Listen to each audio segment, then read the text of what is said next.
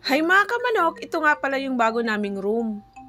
Dito pala kami sa apartment nila Senpai, batch 1. At dahil nga malapit lang naman ay minsan pagka-out sa work or pagka-day off ay pinupuntahan na namin bitbit ang mga ibang gamit. Ay nako, sa sobrang daming gamit talaga, di na namin alam kung saan ito mapupunta. Naghakot-hakot na nga kami dyan ni Princess habang may oras pa. Siyempre yung mga kaya lang naman naming bitbitin, gawa ng sa paglipat namin ay may service naman. Yan pala ang bago naming apartment. Kahapon nga pala yan na day off namin, umaga kami nag-start maghakot gawa ng hindi pa masyadong mainit. At syempre nag-doorbell kami yan at gawa ng day off yan, baka kakutulog pa sila. At ito nga gising na pala sila Senpai. Pagdating nga namin sa room namin ay punong lamesa at upuan, ay Diyos ko.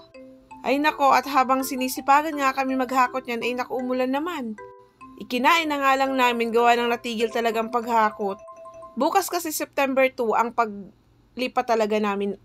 Pero syempre binigyan naman kami ng 1 week para mahakot rin yung iba at malinisan rin dito sa dati naming apartment.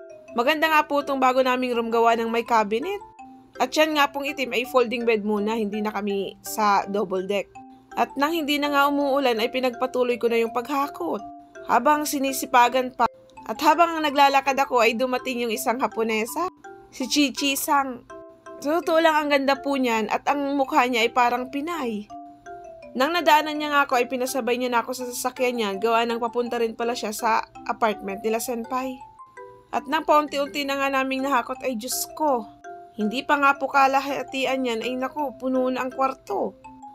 Ay naku, mapapaisip talaga ako kung mag-uukay pa ako, charis. Sinapian nga talaga ako ng sipag niyan kaya tinuloy-tuloy ko na ang pag-ayos sa kwarto. Bukas kasing hapon, September 2, ang paglipat talaga namin. May mga magbibigat pa kasi talaga na kailangan talaga ng service. Tulad ng mga cabinet namin at iba pang luggage. Bukas nga pagkatapos ng trabaho ay diretso kami maglipat. Inayos ko na nga rin po dyan ang folding bed gawa ng para matansya namin yung area. Sakto naman yung space niya kaya lang sa sobra talagang gamit na ko sa cabinet pa lang puno na. O siya mga kamanok, hanggang dito na lang muna ang voice over ko ha. Panoorin nyo na lang po hanggang dulo. Maraming salamat sa panonood. Jane!